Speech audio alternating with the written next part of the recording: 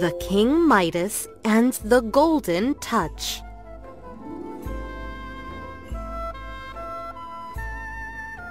Many years ago, there was a rich king named Midas. The king grew so fond of gold, better than anything else in the whole world. One day, while he was in his gold room, a fairy boy appeared in front of him. The fairy's face shone with a wonderful light, and he had wings on his back. "King Midas, you are the richest man in the world," said the fairy boy. "There is no king who has as much gold as you do."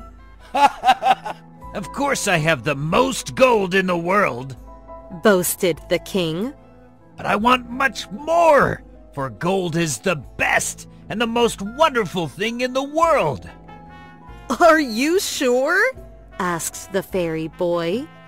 "I am very sure," answered the king. "If I should grant you one wish," said the fairy boy, "would you ask for more gold?" "If I could have one wish," said the king, "I would ask that everything I touch should turn into beautiful yellow gold." "Your wish shall be granted," said the fairy boy.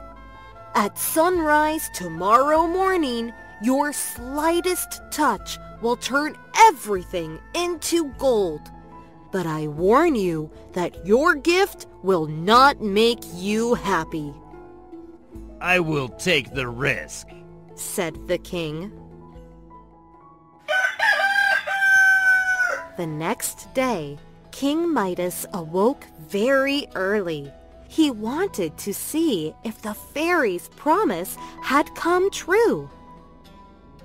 As soon as the sun arose, he tried the gift by touching the bed lightly with his hand. The bed turned into gold. He touched the chair and table. Instantly, they changed into solid gold. The king was wild with joy. He ran around the room, touching everything he could see. His magic gift turned everything he touched into shining yellow gold.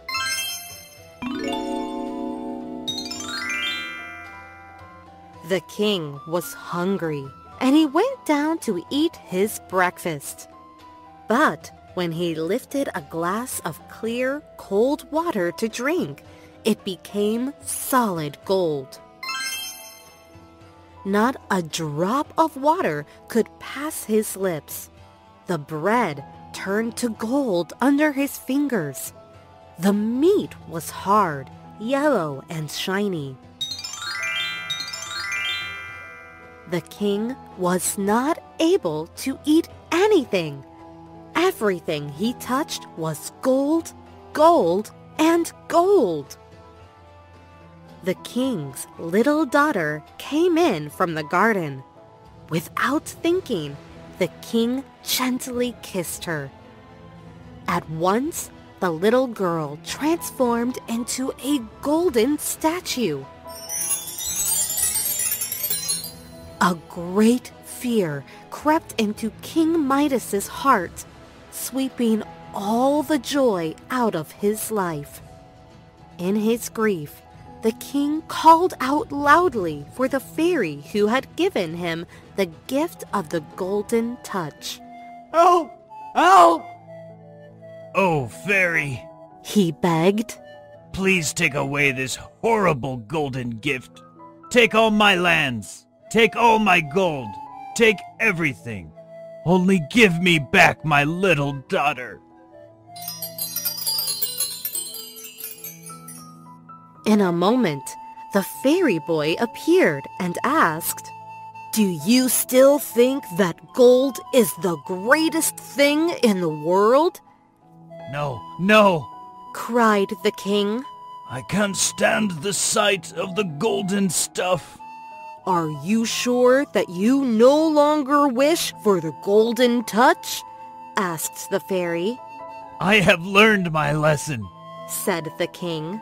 I no longer think that gold is the greatest thing in the world. Very well, said the fairy. Take this pitcher to the spring in the garden and fill it with water. Then sprinkle the things you have touched.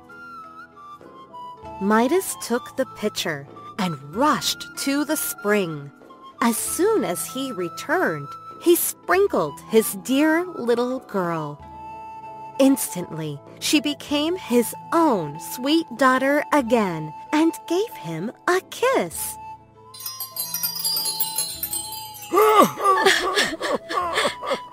The king sprinkled his food, and to his great joy, it turned back to real bread and butter.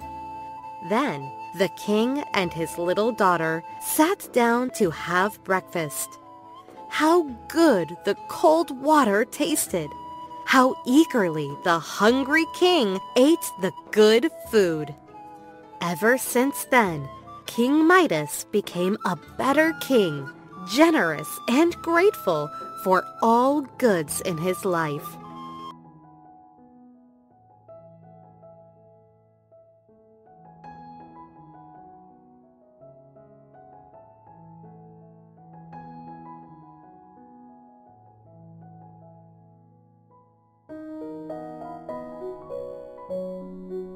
The Goose Girl.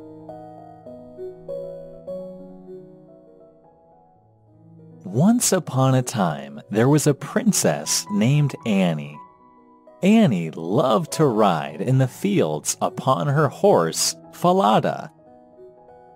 Falada could talk, so Annie and Falada would speak together. One day, Annie's father, the king, fell off his horse while he was out riding and died. The queen had only her daughter now. Soon, it became time for Annie to go to the next country to marry the prince who lived there. The queen gave Annie a handkerchief and said, "Keep this handkerchief with you at all times. It will protect you against all evil." "Thank you, Mother," said Annie.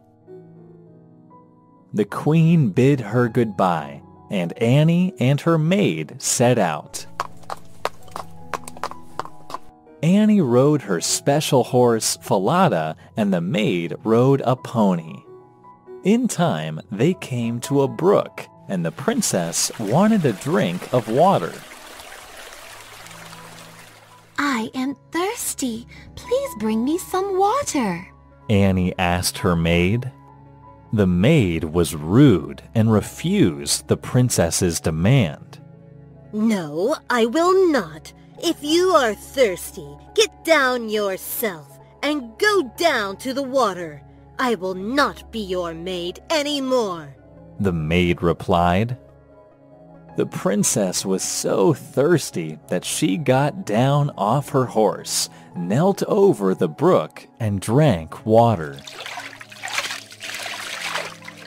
As she did so, the handkerchief fell into the water and drifted away.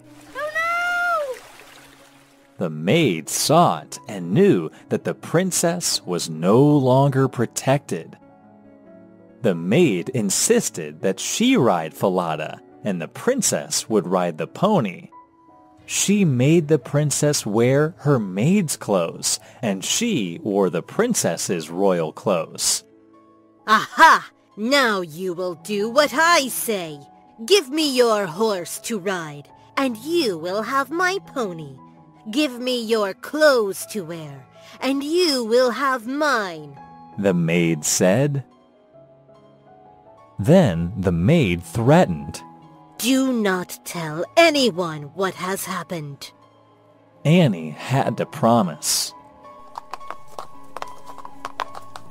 They entered the neighboring kingdom and were greeted with great joy by the prince. The prince married the maid, and the real princess was sent to work with a goose boy. The maid was afraid that the horse Falada might tell someone the truth, so she talked to the prince. Kill Falada, the horse. He caused a lot of trouble on the way.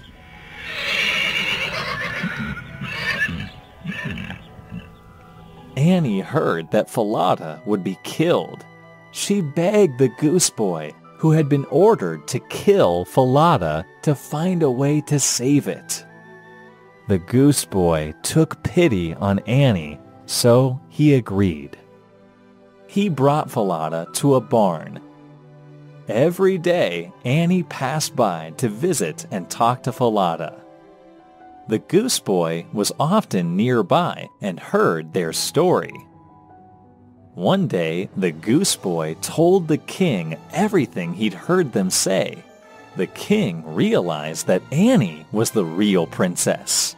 The maid was sentenced to death for her lies and treachery. Then the real princess, Annie, became the prince's wife, and they lived happily ever after.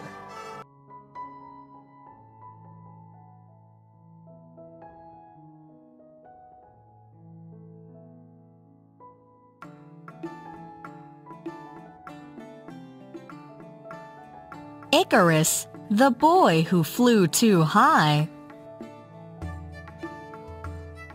Once there was a man named Phaeton who had a very important job. Every day, Phaeton had to ride a chariot that pulled the sun across the sky. Otherwise, there would be no sunlight, which the crops needed to grow and people needed to survive. Because of this, Phaeton never got a holiday. His son, Icarus, was very proud of him. Icarus loved to boast to his friends about his father's important job. Oh, that's nothing.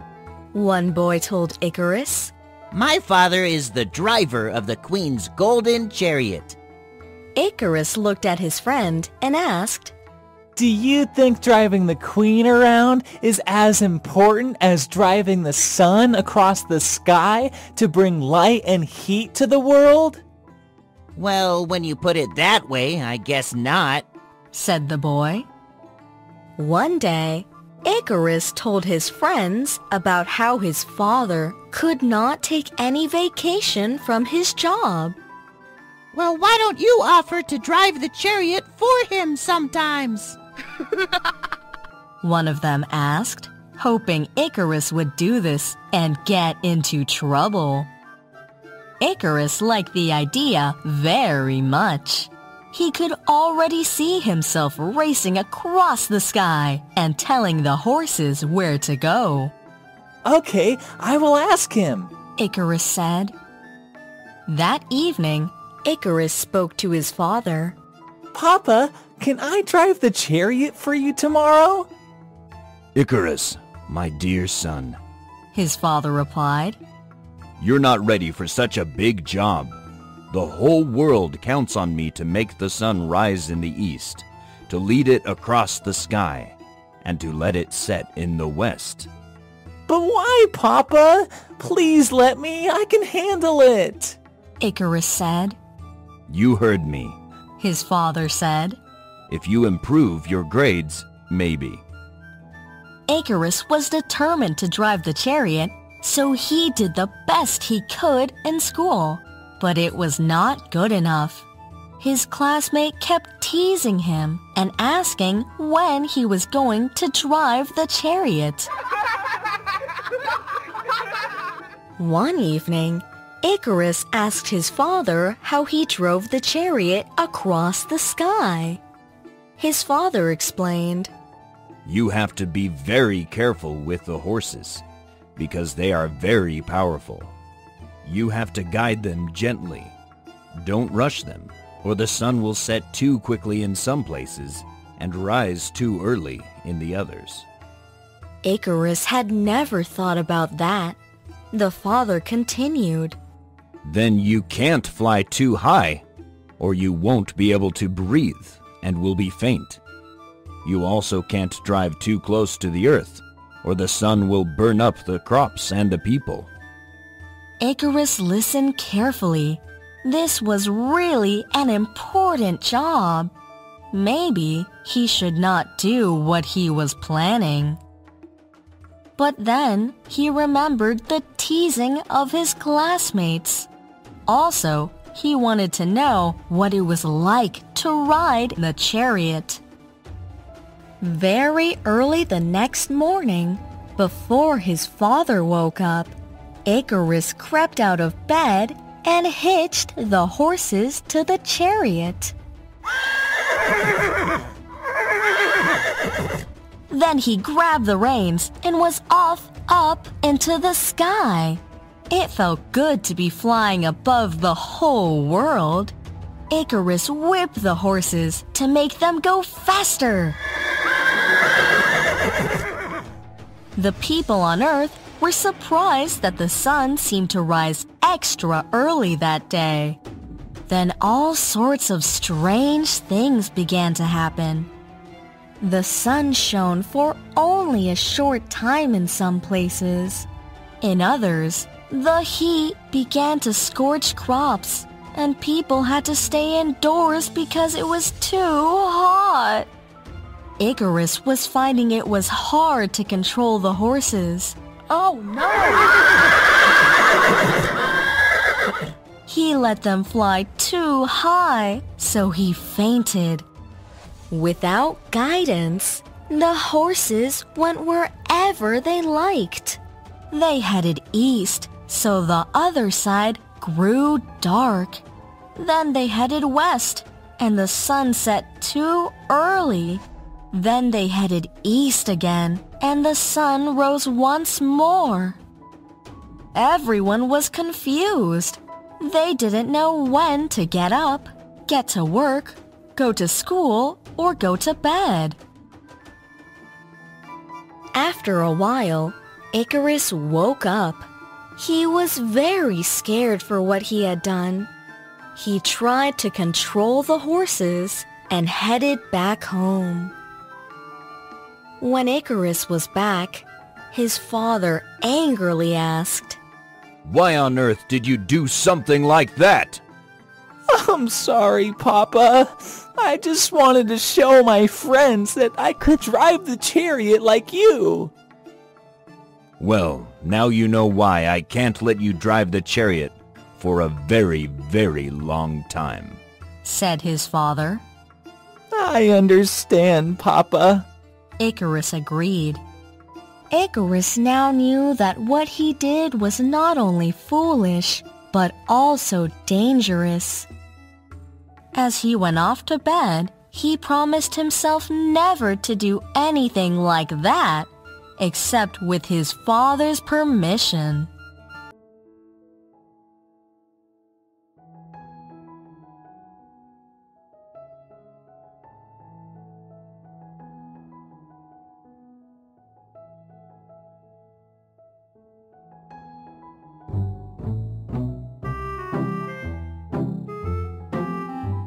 The Selfish Giant.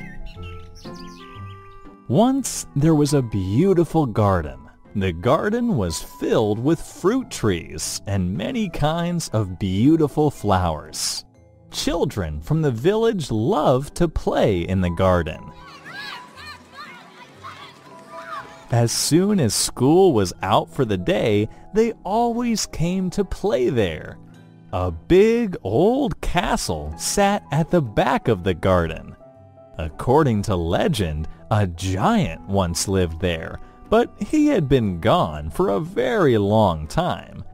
The giant had been gone so long that no one expected to see him again. One day, the children in the garden heard loud thumping sounds. The thumping was so loud that it shook the earth. What could that be? The children asked each other. Then they looked up and saw the giant. The giant was very angry. How dare you children play in my garden? The giant yelled. Go away and do not come back again. The giant put up signs telling everyone to stay away. Then he built a tall stone wall around his garden. That should keep those children out? Ha ha ha ha! The giant laughed to himself. Then he went inside to sleep.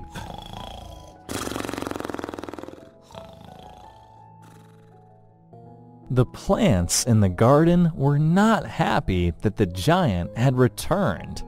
The trees and flowers enjoyed the company of the children from the village, but the children were no longer around. The warm sunbeams also decided to leave the giant's garden. Because the giant chased the children out, winter came quickly to his garden. No plants grew, and the weather was cold all the time. When spring and summer came to the village, it did not come to the giant's garden. The giant went back to bed and slept some more. One day, the giant woke up to the sound of a chirping bird. He looked out the window and saw that spring had returned to the garden.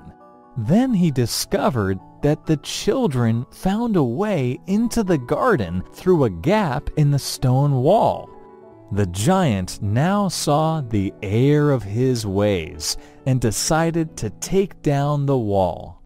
But when he opened the castle door, the children ran away. The giant then saw a boy who was trying to climb a tree. The giant bent over and gently helped the boy climb up onto the branch. He sat down and said, It is your garden now. I am truly sorry for chasing you away. The giant then went to work, knocking down the big stone wall. The children all came to play in the garden, and spring returned. For many years, the giant lived in the castle, and he happily played with all the children from the village that came to visit.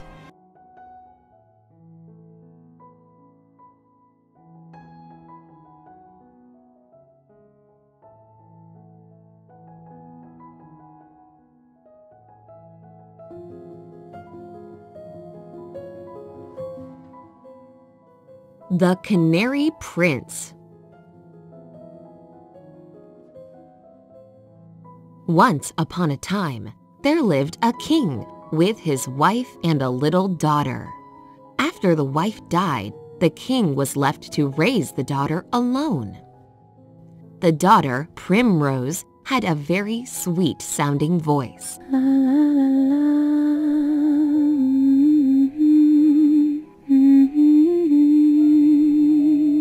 Soon, the king remarried. The new queen had a terrible voice that sounded like a shriek. She was jealous of Primrose's sweet-sounding voice and wanted to get rid of Primrose. So, the new queen held a feast for the king and kept on giving him wine until he was drunk. Then she had the king sign an order for Primrose to be sent far away to live alone in a tower. Locked inside the tower to keep herself busy, Primrose sang.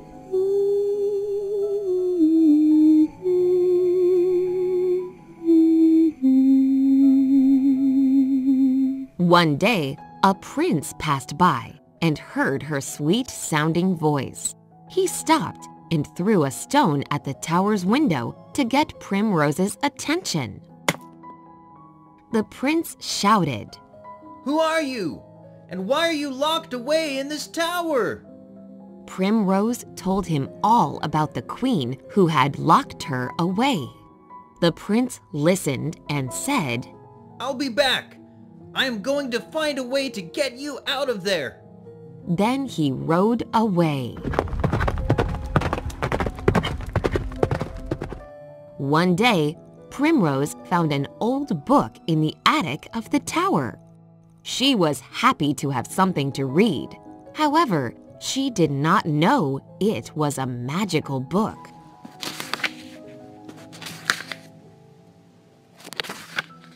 While reading it, Primrose found an old note with a spell, which said if the spell was spoken 3 times, someone or something would be turned into anything. Primrose decided to try casting the spell. She saw a butterfly and used the spell to change it into a bird. It worked.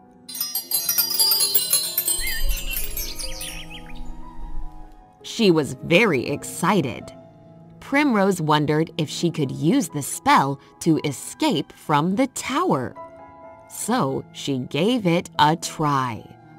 Poor Primrose, the spell did not work on herself.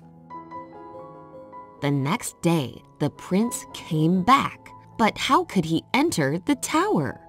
Primrose cast the spell on the prince. It worked. The prince became a canary and flew to her. This happened every time the prince came to visit. A week later, Primrose's cruel stepmother came to the tower. She saw the prince by the window talking to Primrose. The wicked queen was furious. She quickly climbed up the tower.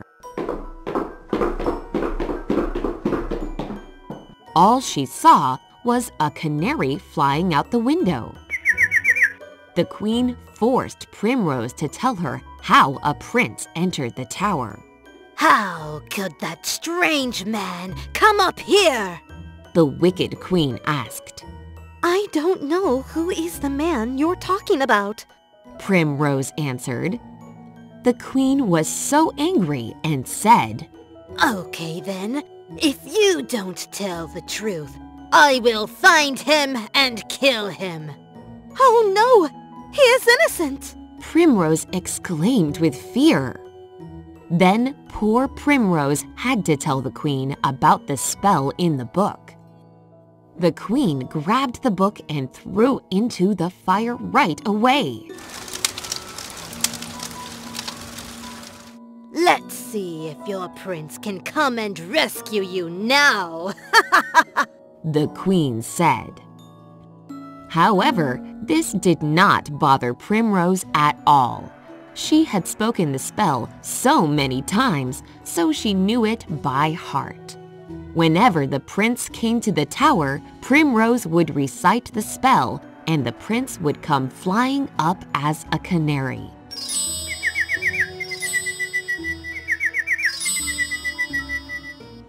But the next time the queen came by, she saw the canary and knew it was the prince.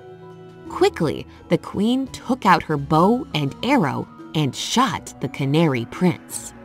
The prince, in the shape of a canary, was struck in his heart. Primrose cried out, Oh, what should I do now? Then she recited the spell. The canary prince turned back into a human. The 5 peas. Once there were 5 peas lying in a pod. The peas in the pod were green, so they thought the whole world was green. The peas grew, and they all sat in a row. Day after day, They sat inside the pod. They wondered if they would ever get out. Are we to sit here forever? Asked one of the 5 peas. Will we become hard if we sit here all the time? Asked another. There must be something outside. I am sure of it, said yet another. Weeks passed. The peas and their pod became yellow. All the world is turning yellow, I suppose, one pea said. Suddenly, they felt someone pull at the pod. It was torn off, and human hands put it into a jacket pocket alongside other pods. Yeah, now we will get out at last, one pea said. I'd like to know which of us will travel the farthest, said the smallest pea. Whatever happens, happens, said the biggest pea. Crack went the shell, and the 5 peas rolled out into the bright sunshine. They were held tightly in a boy's hand. These are fine peas for my pea shooter, the boy cried happily. He put one in and shot it out. I am flying out into the wide world. Catch me if you can, said the first pea. But then he flew up into a gutter on the roof and ended up in a pigeon's stomach. I want to fly straight to the sun, said the second pea. But then he fell into a bucket of water and lay there in the dirty water. A few weeks later, he swelled to a great size and burst open. Wherever we land, we will go to sleep, the next 2 peas said, and away they went. But soon they tumbled to the ground, and then were also eaten by pigeons.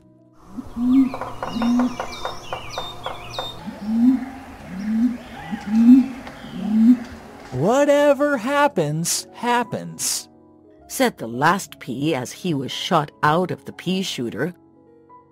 Up he flew toward an attic window. He landed in a little crack which was almost filled with moss. The moss closed around him, and there he lay trapped. Whatever happens, happens, he said. In the attic, there lived a poor woman and her little daughter. The girl had been very sick in bed for a whole year, and she was getting worse. One spring morning, the girl noticed something at the bottom of the window. Mother, what is that green thing peeking through the window? asked the girl. The mother looked out the window and saw that a pea plant had started to grow. Now you have a little garden to watch, she said. The girl's bed was moved closer to the window so that she could see the little plant better. That evening, the girl said, The sunshine has been making the pea plant strong, and it grew a little more today. I feel a little better too. I think I will get up and go out into the warm sunshine soon. I hope so, said the mother, but she didn't really believe it quite yet. She took a little stick and put it beside the pea plant for it to climb up. Every day, the plant grew more, and soon a flower began to form. There is a flower coming soon, said the mother. Oh, that will be lovely, exclaimed the girl. The mother began to believe that her daughter might get better. The girl spoke more cheerfully and sat up in bed more. Her eyes sparkled when she looked at her little garden. A week later, the girl sat in a chair by the open window for an hour. She felt quite happy in the warm sunshine as she looked at the beautiful pink blossom in full bloom. She leaned over and kissed its pretty leaves. I think the pea has come down from heaven. It brings joy and health to you and hope to me, my dear child, said the happy mother. The last little pea proved to be the happiest of all because he had blessed those around him with his life.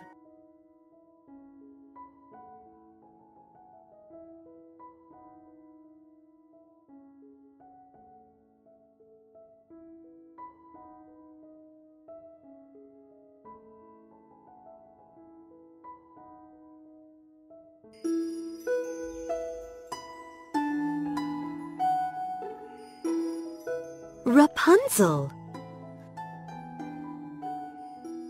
Once upon a time, there lived a husband and wife who longed for a child.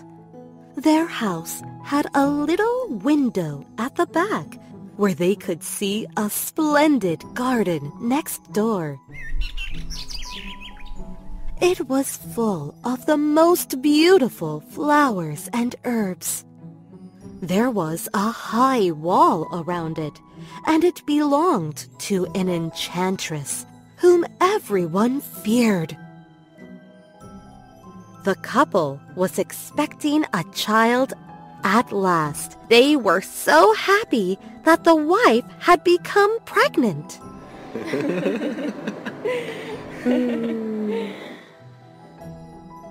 One day, the woman looked out the window and saw the most beautiful Rapunzel plant. It looked so fresh and green that she longed for it. "I so wish I could have some to eat," she thought. As she longed for it so much, she became pale and ill. Her husband asked her, "Why are you so pale, my dear?" "Oh," she answered, "if I don't get some of the Rapunzel from the garden behind our house to eat, I shall die." Her husband, who loved her dearly, thought, "I cannot let my wife die. I must bring her some of the Rapunzel, no matter the cost."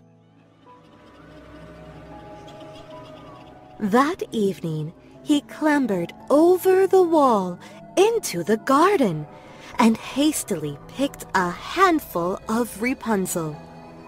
As he tried to go back over the wall, to his horror, he saw the enchantress standing before him.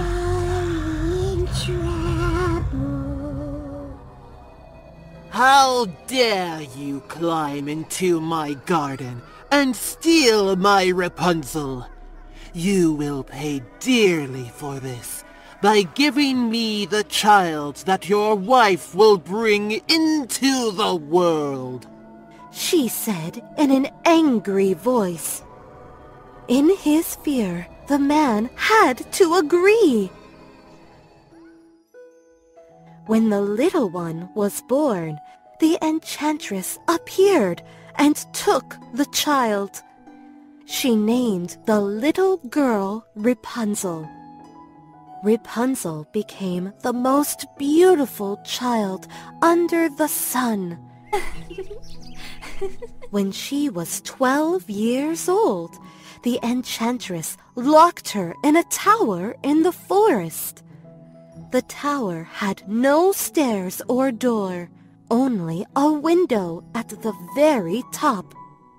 Whenever the enchantress wanted to get in, she called from below, "Rapunzel, Rapunzel, let down your hair." Rapunzel had beautiful, long, golden hair. When she heard the enchantress's voice, she untied her braids, wound them around a hook by the window, and let her hair fall down for the enchantress to climb up. One day, When the enchantress was gone out, a prince was riding through the forest and heard beautiful singing. He stopped to listen. It was Rapunzel. He tried to find a way into the castle, but there was none. He came back to the forest often to listen to her. One time, he saw the enchantress come and noticed how she got up into the tower. The prince had heard of the story of the infant who had been taken away. He realized that this was Rapunzel. He hurried to her parents to tell them where she was. I have found your daughter, Rapunzel, he said. They waited until the enchantress left the tower for the day, then came close to it. Her real mother called out, "Rapunzel, Rapunzel, let down your hair!" Immediately, Rapunzel let down her hair, and her real mother climbed up it. At first, Rapunzel was frightened when she saw a woman she had never seen before. Her mother said, "I am your real mother. The enchantress took you from me when you were born." The mother hugged Rapunzel and cried, "I have waited for this moment for so long. Please, come with us and get out of here. I have a silk rope with which you can climb down." Together, they climbed down, and when Rapunzel's feet touched the ground, the enchantress's spell was broken. Rapunzel married the prince, and they lived happily ever after.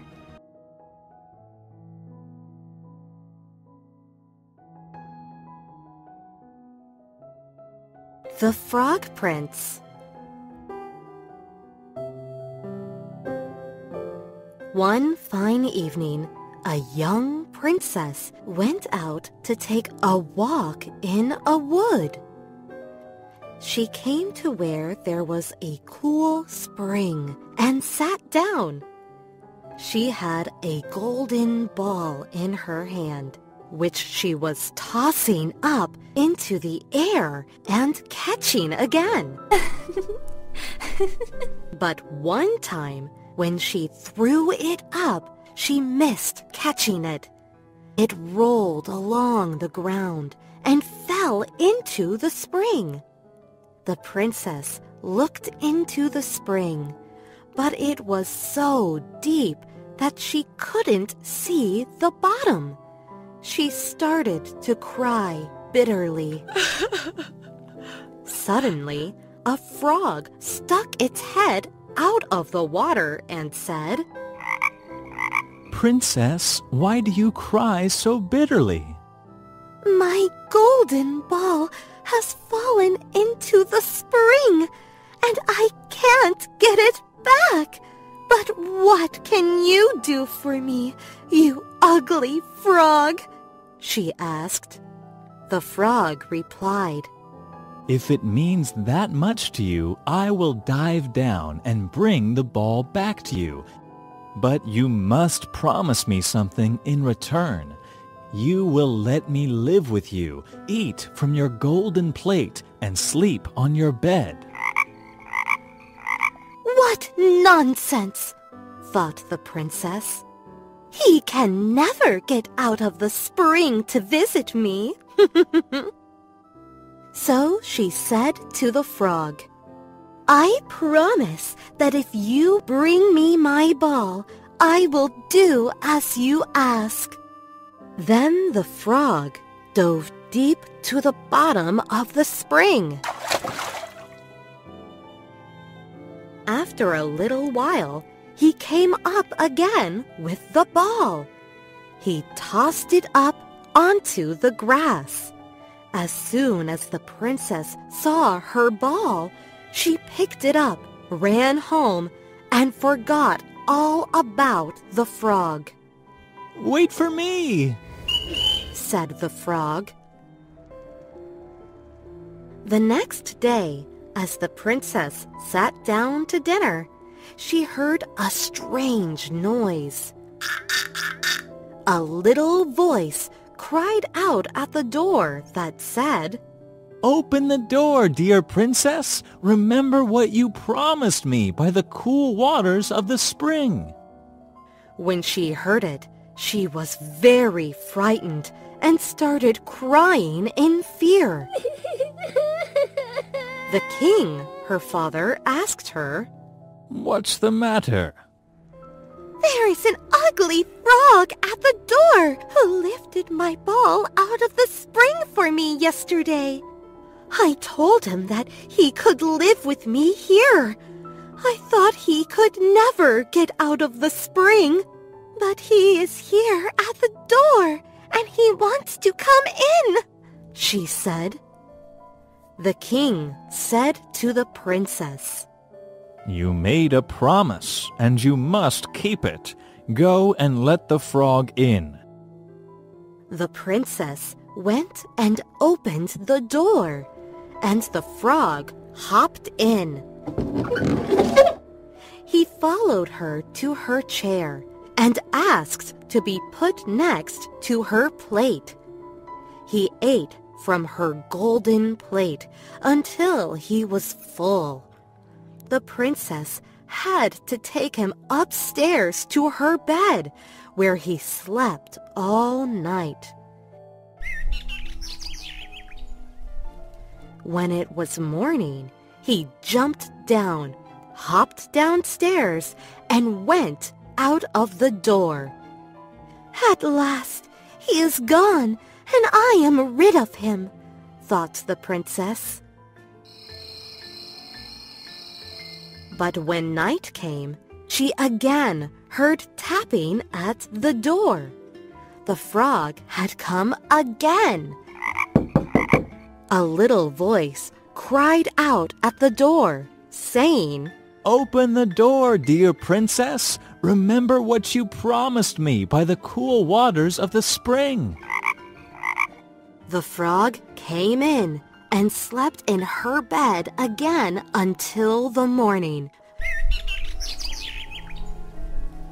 The third night he came again, but in the morning the princess was astonished to see a handsome prince instead of the frog, standing at the head of the bed.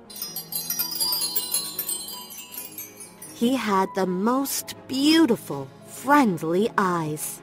"Good morning," he said. "A wicked witch put an enchantment on me, and I had to be a frog until the princess should take me out of the spring, let me eat from her plate, and sleep upon her bed for 3 nights. He then asked her, "Will you be my wife and come with me back to my father's kingdom?" The princess said, "Yes!" And so they got married and lived happily ever after.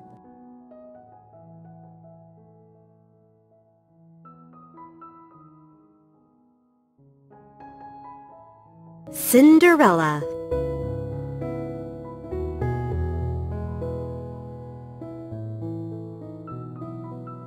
Once there was a beautiful girl named Cinderella. She was sweet and kind, but her stepmother and 2 stepsisters were cruel to her. They made Cinderella do the most unpleasant chores, and they never let her do anything fun. One day, the family was invited to a ball at the king's palace. Cinderella wanted to go, But her stepmother and stepsisters strictly forbade it. They made Cinderella sew fancy party gowns and curl their hair. Then they mocked her as they left for the ball. Cinderella sat down and started to cry.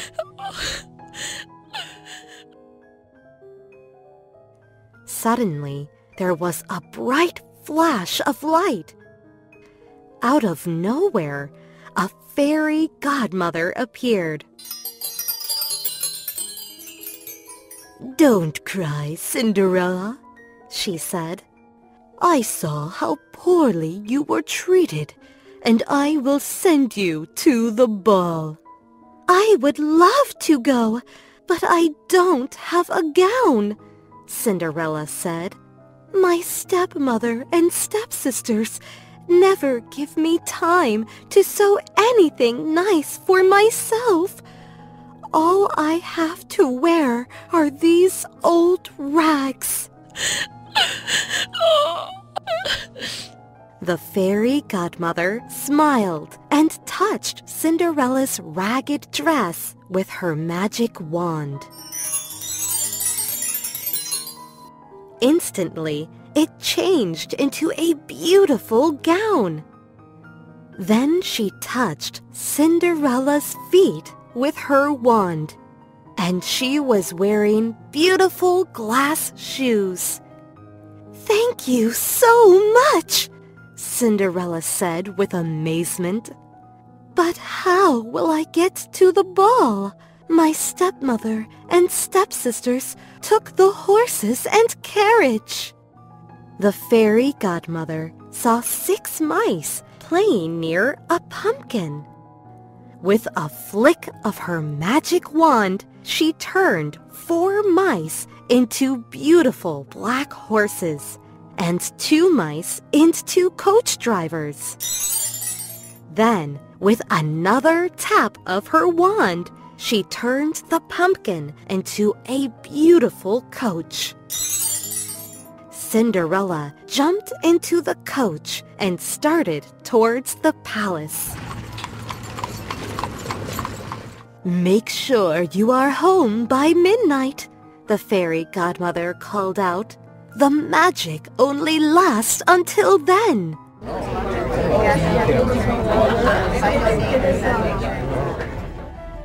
When Cinderella arrived at the palace, everyone at the ball stopped to admire her beauty.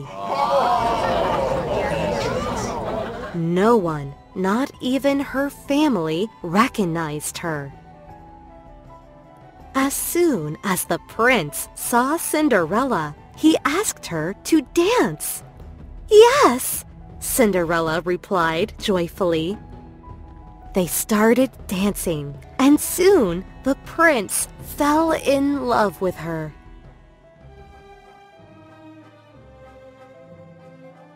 Cinderella and the prince danced all night. She was so beautiful that the prince did not want to dance with any other ladies.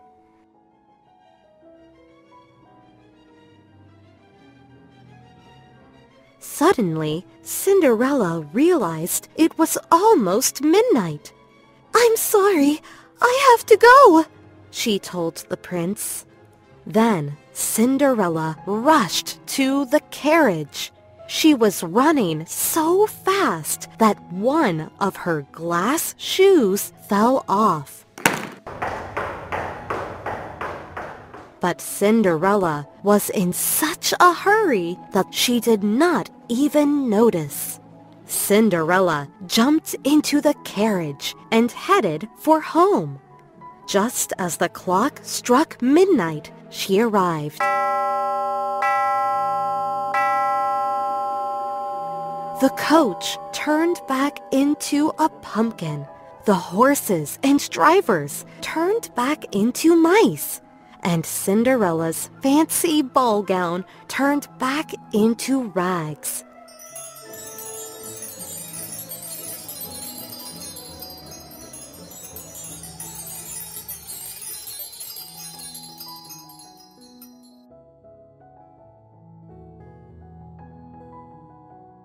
When Cinderella's stepmother and stepsisters came home, they could not stop talking about the beautiful lady that danced with the prince all night. They were very jealous, as they hoped to dance with the prince and win his heart. After the ball, the prince was determined to find out who the beautiful lady was. He did not even know her name, but he did have a glass shoe she left behind. The lady this shoe fits will be the one I marry, the prince declared.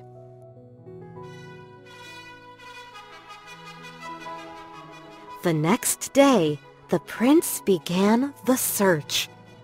He and his servants went all over the kingdom, inviting ladies to try on the glass shoe to see if it fit. Many women that wanted to marry the prince tried to force their foot into the shoe, but the prince could see they were not the lady he fell in love with. Finally, the prince came to Cinderella's house. Her stepmother and stepsisters tried on the shoe, but it would not fit. When Cinderella asked to try on the shoe, her stepmother and stepsisters laughed. "How could you be the one?" her stepmother taunted. "You didn't even go to the ball." But the prince insisted Cinderella trying on the glass shoe. The shoe fit Cinderella's foot perfectly. Suddenly, the prince recognized her. Even though she was wearing rags, the prince knew that Cinderella was the lady in the beautiful gown he had danced with all night. The prince married Cinderella, and they lived happily ever after.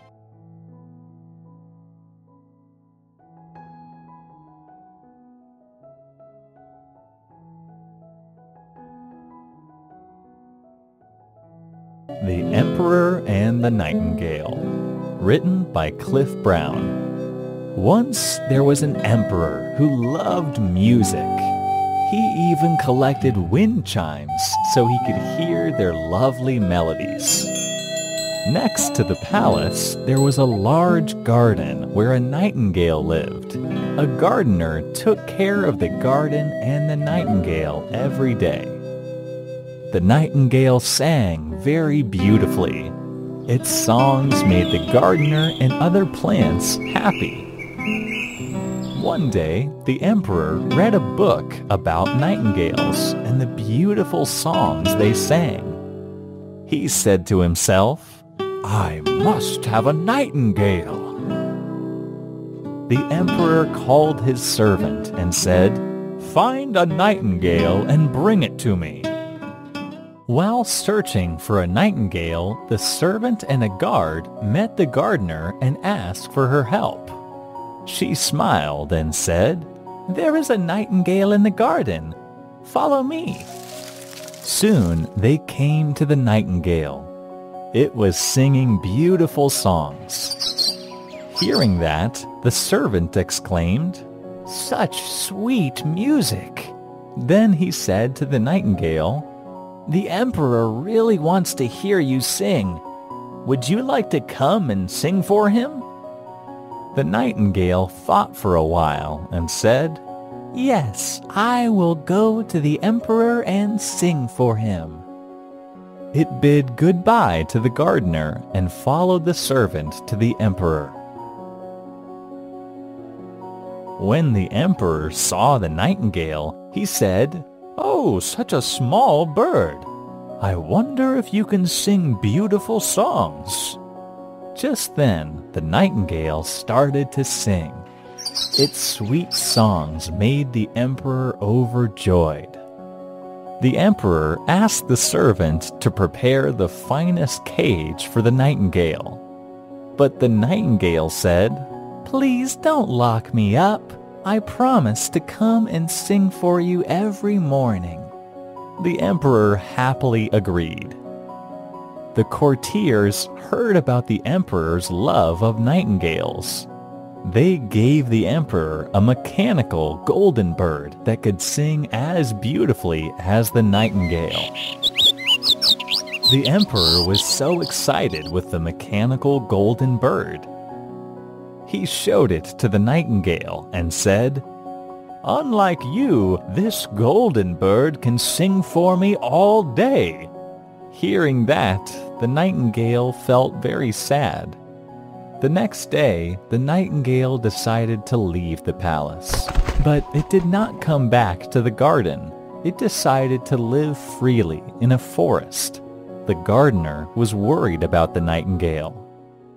One day, the mechanical golden bird broke and was no longer able to sing. The emperor was sad. He missed the sweet songs of the nightingale, so he ordered his servant to go and look for the nightingale. The servant and the guard went back to the garden and asked the gardener for help, but she sadly replied, "Sorry, I can't help you this time.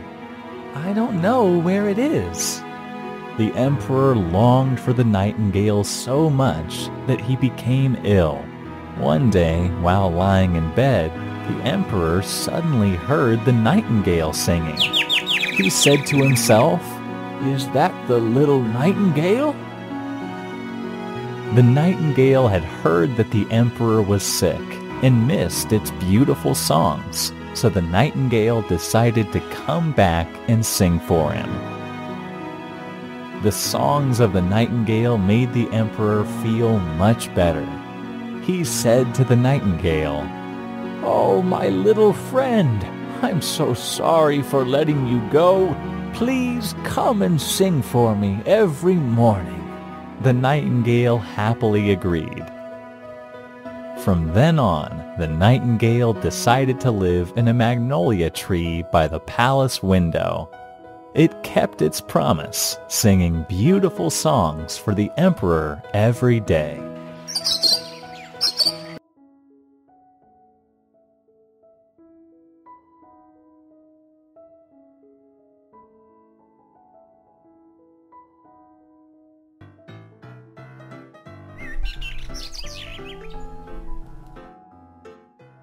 The Ugly Duckling. A mother duck lived on a farm by a quiet pond. She had a nest made of straw. Every day, the mother duck hoped her eggs would hatch. When the ducklings finally came through the shells, the mother duck had a big surprise. 4 of her ducklings had beautiful yellow feathers, but 1 duckling had gray feathers. He looked nothing at all like the others. The mother duck loved this unusual duckling as much as her other children, but his brothers and sisters constantly teased him. "You're such an ugly duckling!" They all laughed. The ugly duckling wanted to play with the other ducklings, but every time he tried to join in the fun, they chased him away. "Why are they all so much prettier than me?" the ugly duckling thought. "Don't we all come from the same family?" Finally, the poor little duckling could stand no more of their bullying. He thought, "No one here likes me. I can't live here any longer." The duckling left the pond and went into the woods. He found a small cottage where an old woman lived at the edge of the forest with a hen and a cat. "Oh my, where did you come from?" the old woman asked the duckling. "If you don't have a home, you can live here with me." The old woman really liked the duckling. She made sure he had enough food to eat. But when she wasn't watching, her hen and cat chased him away. "Where can I go to be happy?" the duckling cried. "Everywhere I go, I am teased and chased."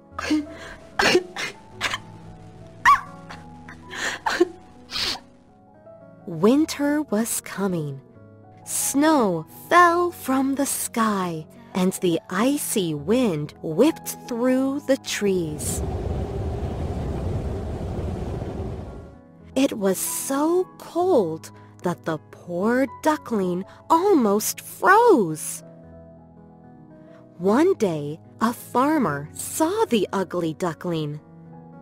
"You look like you could use a place to stay," the farmer said. The duckling happily followed the farmer home. But the farmer had children, and they loved to tease and chase him.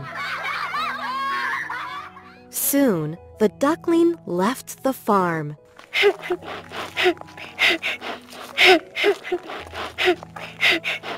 He traveled a few miles and spent the winter in a nearby marsh.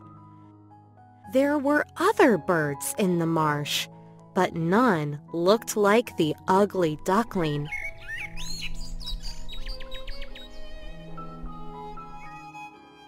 Eventually, spring arrived. One day, the ugly duckling saw a group of swans swimming on the pond. The swans were so beautiful and graceful that he had to swim closer to watch them. "Will the swans tease and chase me too?" the ugly duckling wondered. But the swans did not chase and tease him.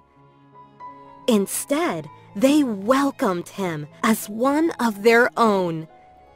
Then the ugly duckling looked at his reflection in the water. To his surprise, the ugly duckling discovered that he was now a beautiful swan.